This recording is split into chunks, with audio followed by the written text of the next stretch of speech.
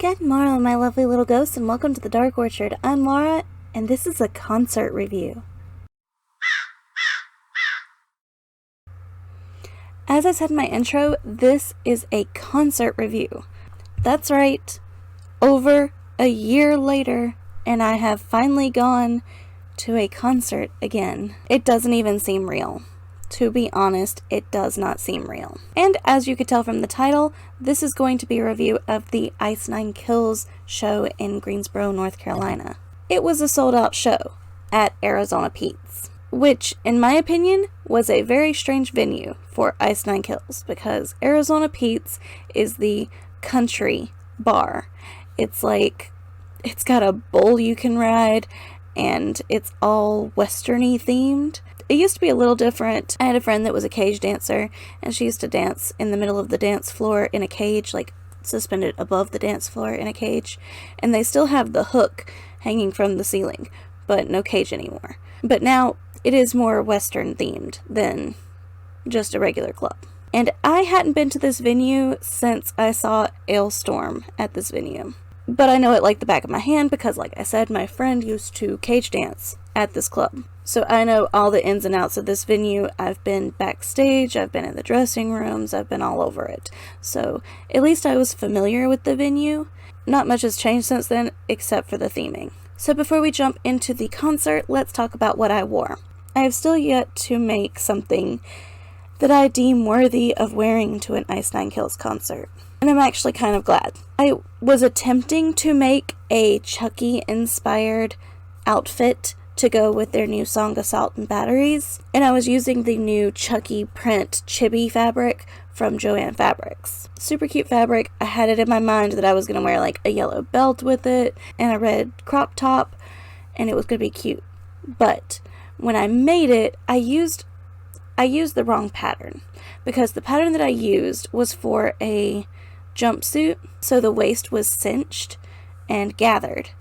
And when I put it on, it felt too pumpkin-y. It had like a pumpkin pants feel to it, and I just wasn't feeling it. So I just scrapped the idea and decided to wear my Halloween skirt from Hot Topic. I wore that skirt with a black tank top, and the black tank top had some like lacy details, and it laced up the front. So overall, I still felt cute. I just still have that goal to one day make something that I deem worthy of an Ice Nine Kills show. But anyway, enough rambling about what I wore and the clothing involved and all of that. Let's jump to the show. I changed into the majority of my outfit in the parking lot at work, and then I quickly drove to the venue, which was about 6 minutes away. And I thought I was late, but of course VIP was a little late getting started, so I was good to go. There were 3 lines when I arrived, and I was contacting everyone that was supposed to be there. So Sarah, Logan, Little Casey, Casey and Cliff, and Spencer were all going to be there. So I was messaging them, finding out which lines were which, and I knew that Casey and Cliff had the same VIP as me. So I text Casey and I was like, which line should I be in? And while I was waiting on that, Sarah pulls up, so I go to see her and Logan. And as I'm talking to Sarah, Spencer comes up and is just so excited to see me. And it's just the sweetest person you'll ever meet. But he spotted me and we pointed at each other, and then he came running at me, picked me up, and cracked my back in like 50 places, and it felt so amazing because I'd been folding uniforms all day and it just felt so good to have my back cracked. I love that the boy tries to kill me every time he hugs me, just like so much force behind it. And we hadn't seen each other since, gosh, Ichiban 2018? Something like that, like a long time. It'd been a long time. So it was really nice finally seeing him again. But he let me know that he had the Dice VIP and I had the Slice VIP. So I knew that I didn't have to be in his line, and then the line beside of his line was the general admission line.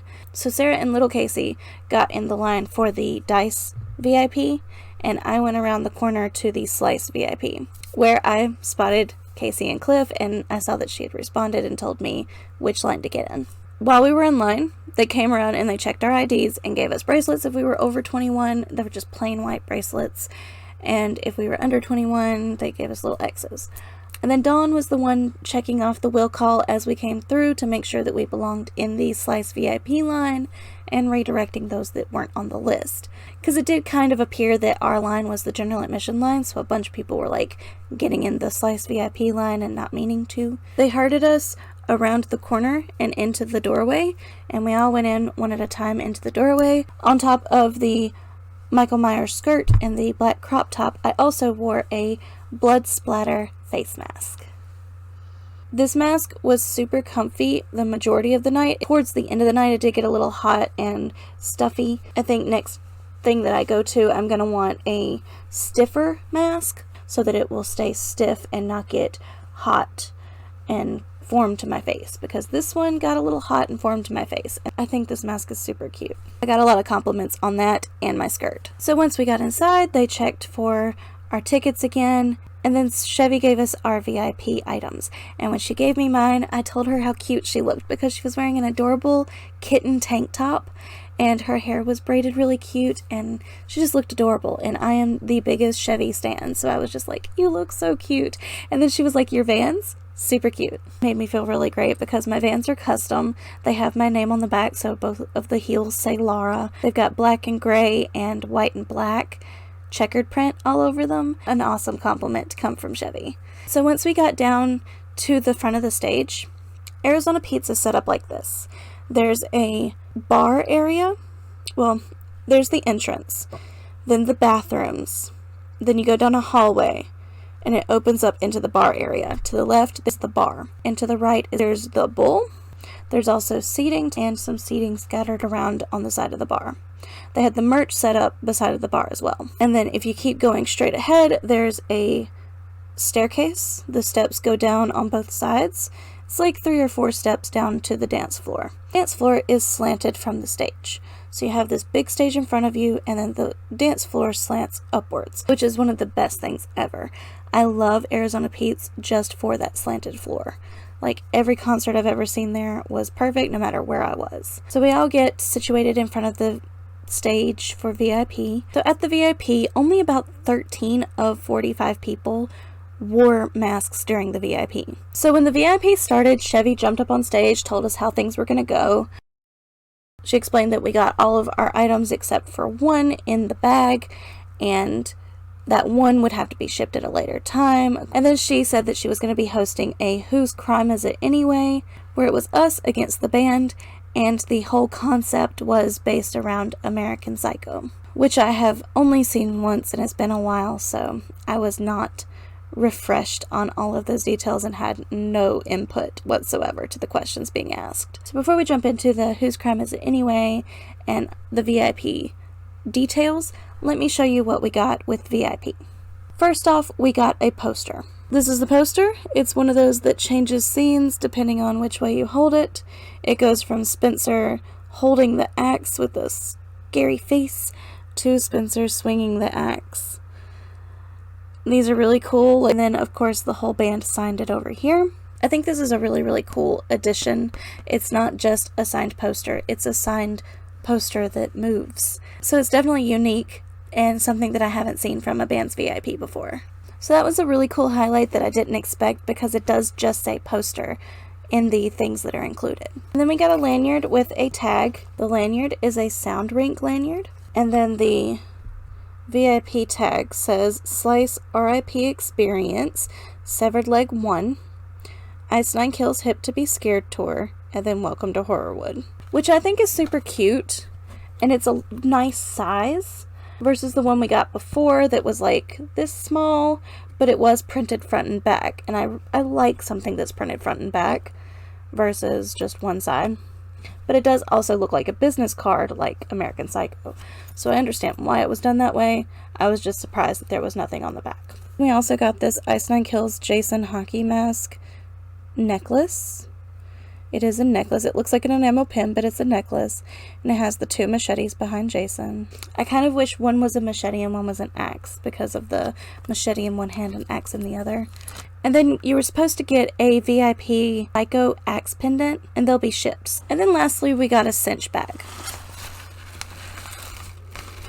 I love the cinch bag's design. I like the eye eggs and the way it looks like it's bleeding. The way it looks like it's like cracked or bleeding or spreading. I like that. I like that it's a black string and a white bag. What I don't like is that it broke before I could even really enjoy it. See right here, it's just not the best made. The grommets have already popped out from the hole, and the hole has stretched and torn, which I was shocked by, because one, the last one that we got was a very nice, like almost plasticky canvas feel, and it was well constructed, whereas this one is like a thin nylon, and it tore. It's just the strain of the string on the bag tore the grommets right out of their hole. This side is really bad. You can't even see the grommets because they're all the way up here. I was shocked. I always make a point to take my own bag and then put my bag in the cinch bag if we're getting a cinch bag. If we're not, I make a point to take a cinch bag so that I can switch it out. The bag that I took was this clear bag from Black Craft Cult. So then the guys started coming out for the VIP. Well, they tried. Joe was the only one that fit through the section. There was too much equipment on the stage, is what I'm trying to say. But Joe was the only one that squeezed through the equipment to get onto the stage. Everybody else just went around and came through the side door. It was way too much equipment for them to try to all squeeze through. But once they were there, they all stood on one end of the stage. This happened to be the section of the stage that I was standing at, so I had a really good view of the group. Dan was not with them. Instead, they had Chris, which was honestly surprising, but I had been seeing pictures of other people playing with them at festivals. Even at Blue Ridge Rock Festival, they had someone else playing on stage with them instead of Dan. So it was a shock, but it wasn't a shock because I'd already seen pictures. It was extremely hot in the venue, which I found to be very odd because Arizona pizza is usually cold. Like super cold, real stuffy and hot. At some points, it got kind of miserable. The Whose Crime Is It Anyway, like I said before, was American Psycho questions. It was questions about the film, and surprisingly, Spencer let us win. And I say Spencer let us win because you know Spencer let us win. He knew the answer to all of them, he always does, but he let the audience win. And they went into a short Q&A session. Chevy would pick someone, they'd ask a question, the band would answer it. One of the questions was, when did you know you wanted to do horror-themed music? And the response was, when Spencer was born is when he knew. Then one of the really cool questions that came out of the group was, if you could do a song about a real-life serial killer, who would it be? Pat said H.H. Holmes, and I was like, yes! Yes! That would be such a cool song. And I've done multiple Supernatural panels where I've talked in depth about H.H. Holmes because he was America's first serial killer and he was one of the ghosts that they faced in Supernatural. So I got to go in depth about the different things involved with his case, and it would just be really cool to see Ink tackle those. Spencer said he would like to do a song about Gacy, and I'm honestly not sure how that song would go. And then Ricky said the Gainesville Killer, which Spencer then said was somewhat of an inspiration for Scream. So they kind of already have done that with Your Number's Up. And then they discussed the new Resident Evil inspired song and what prompted that. And I actually remember my first Ice Nine Kills VIP, someone asked if they thought about doing horror video game themed songs. But I personally want to see them do Grim Fairy Tales. Like, so badly do I want to see them do Grim Fairy Tales. Like, the dark, grim side of the Grim Fairy Tales. I think Spencer would have a blast doing that. But for now, we get more horror films with Welcome to Horrorwood and the surprise of a Resident Evil song, which I was very, very hyped for. After that, we took one single group picture with the band. It didn't really look like a VIP photo. To me, it's reminiscent of like the photos you'd get at the end of a class at Warped Tour. I've got a picture with Chris Motionless like that. In that situation, it made sense. But in this one, it just didn't feel like an intimate VIP. It's hard to stick to guidelines and keep yourself safe while also entertaining your fans. So after we took the group photo, the band just vanished. Some people stayed at the barricade, some people went up to the merch line. I asked Sarah and Casey where they were, what time they were going to be let in, and they were being let in any second. So Casey and I actually ended up getting in the line together, and we waited on merch for a good 5 to 10 minutes before the crowd really started to form. And I saw Spencer run straight by me, and he was going to the stage to get his spot front and center, where he stayed the whole night, and it was awesome. I kept looking over and seeing him enjoying the show, which is always a thrill. But the more people that they let in, the more uneasy it made me, because I still wanted to be somewhat towards the front, and I ended up giving up on merch before the show. So I saw them letting more and more people in, and I stopped Chevy on her way backstage, and I was like, hey, are they letting general admission in? And she was like, yeah, in about 3 minutes. So I booked it to the stage and went down to the barricade to stand. I stood to the right of the stage. They don't usually have a barricade. It's just the stage, and then you stand in front of the stage. And that's how it was set up this time. So if you were at the front, you were really at the front. Sarah entertained everyone around her.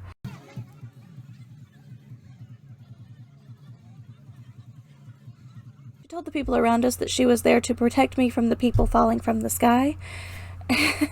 Because if you remember, one Ice Nine Kills concert that I went to, I went home with a concussion. And Sarah always jokes that I am one concussion away from not remembering anything ever. So the first few bands had to open from the side stage, which was to the right, because there was too much equipment on stage for them to enter through the side door on the stage. First band was Flame on Fire. I loved them. They were amazing. They really got the crowd pumped up, and I don't know, they were just fantastic. I really liked them, and I can't wait to look up more of their music. They did have some sound issues, which is always expected from an opener, and the lighting was a little weird. A lot of the lighting for the first 3 bands was very yellow.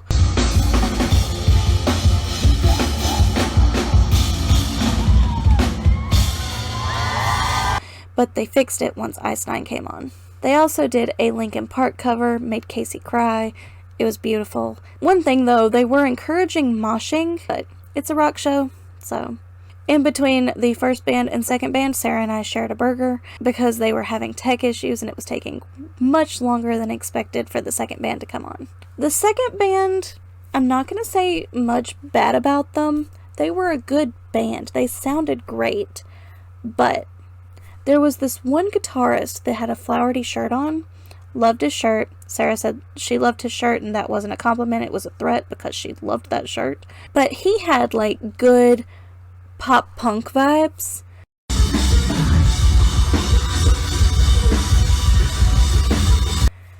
And then the other guitarists were more metal guitarists.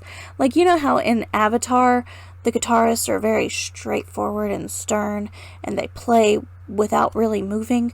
That's how those guitarists were. But then there was the really energetic pop punk guy that was bouncing all over the stage, and he didn't really seem like he was part of the band. He was his own entertaining part, and then they were a metal band. It was a very strange correlation, but they were a good band. The next band was Escape the Fate.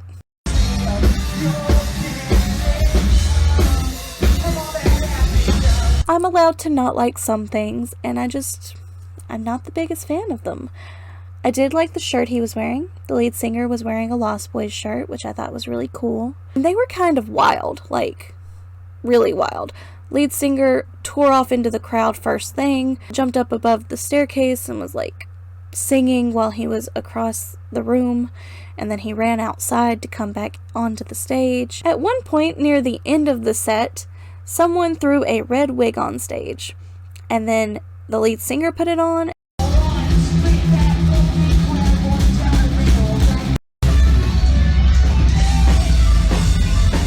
And then the guitarist put it on.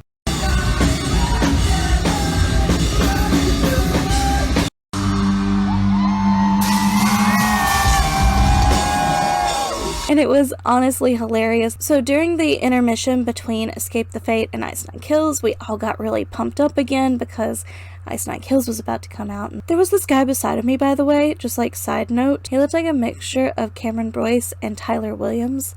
And he was just super sweet. All the people around us were really sweet. Like, when Sarah was talking about my concussion, all the guys around us were like, oh my God. Like, constantly checking on me, making sure I was okay. Every time there was a crowd surfer that went over us, they'd turn around to look at me to make sure that I hadn't gotten hit. And surprisingly, I only got hit with one shoe. But I thought it was really cool. One of the tech guys was dressed like Paul.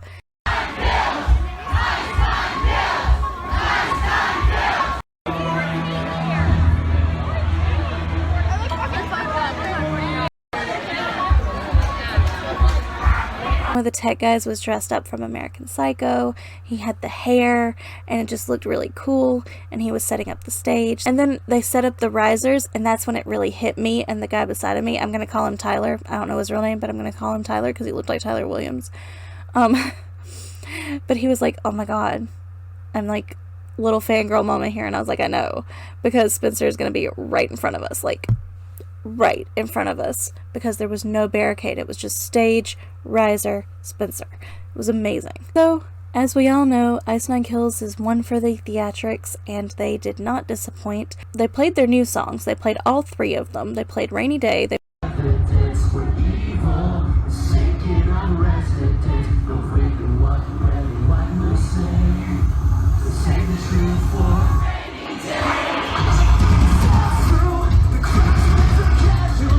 played Assault and Batteries. And they played Hip to Be Scared. They actually opened with Hip to Be Scared.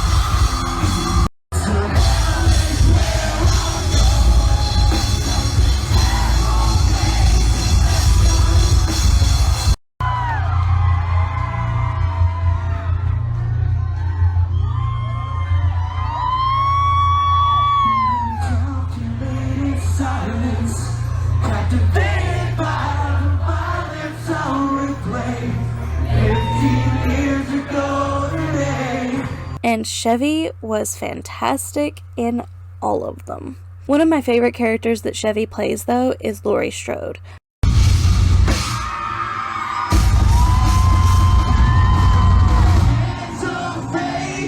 I love when she dresses up like Laurie Strode.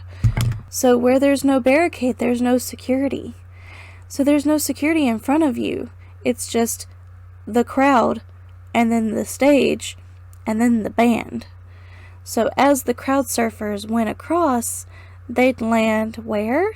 Either in the crowd or on the stage. There was nowhere for them to go. The reason Logan left was because a girl behind him actually asked him to put his hair away. Now, if you don't know, Logan has hair down to his bottom. Long, flowy, strawberry blonde hair down to his butt.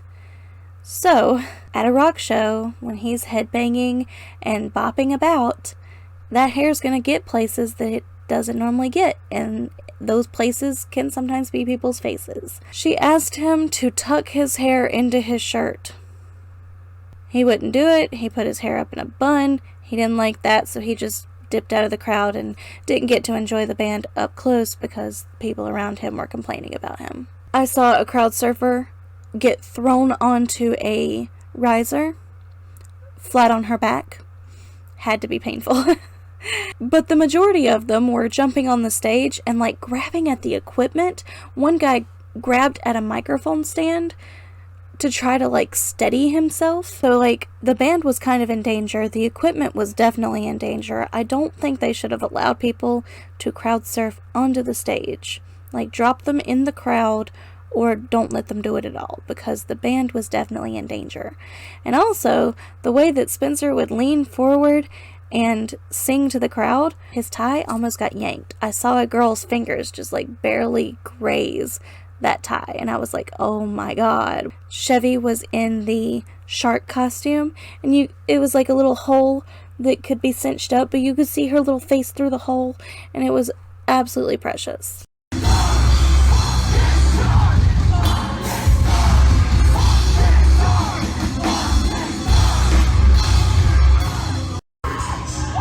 But the show was so fantastic. You just, for a moment, get immersed in that thumpa that I've missed so much.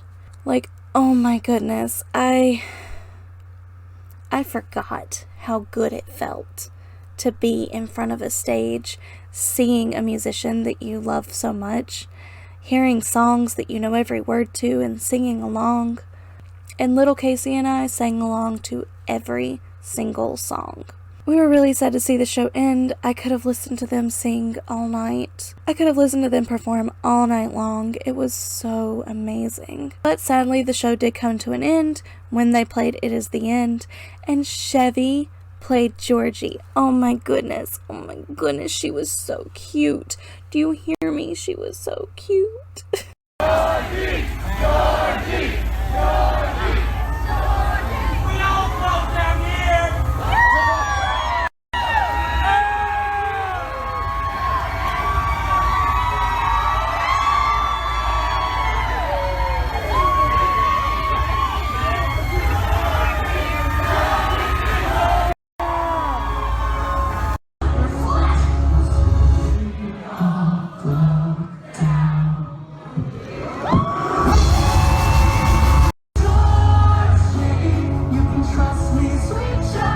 But she was such a cute Georgie. She was just the cutest Georgie ever. Like, Ricky did a great job, yes. But Chevy as Georgie? Precious. So precious. Like her having the little paper boat and stuff. It was just so cute. It was so nicely done. She's such a great actress. On top of her many talents, including her makeup looks, which are just amazing. So after It Is the End, we decided to go straight to the merch booth. Like, we basically ran to the merch booth. Sarah got a migraine, so she headed outside with Logan and Camille, and little Casey and I stayed inside. I got another very, very, very tight hug from Spencer Gilmore, and I waited in line for my merch. So let me show you the merch that I got. I got a poster to go on my wall over here, since this wall is completely done now. And it is an Ice Nine Kills Hip to Be Scared poster that looks like a movie poster, but it's a album poster. And it has all of their names at the top. And then it was like a 2-for-1, because the back are these really cute pictures of Spencer. And I really like this at the bottom. It's like a Louis Vuitton print, but it's Ice Nine Kills. See, it's got the ink skull. It says ink there. And the videotapes. I want fabric with that pattern. I think that's so super cute. And then the other merch that I got was a t-shirt. Like, I need more of those. The front of it, and this is from the Hip to Be Scared music video, which was based on American Psycho. So the back says, "Hey Paul!" And it's also technically a tour tee, because it says Ice Nine Kills, the Hip to Be Scared Tour 2021. And it's super cute. I love how the Ice Nine Kills is almost in the shape of a heart. So then we got our merch and we headed out, and we decided to go to IHOP, where we ate delicious breakfast at midnight, and then I got up the next morning and went to work. All in all, it was a fantastic experience. Some things were new, some things were unexpected, but it's to be expected in the times that we're in. So the big question is, do I feel safe doing another concert? Yeah, I actually felt comfortable. But for the most part, it was a good experience. The bands were great. Ice Nine Kills was, once again, fantastic. They always are. I never have a complaint about them. And for the times that we're in, the VIP was really fun. Thank you so much for watching. I hope you enjoyed this video, and I hope you come around again soon. Say bye.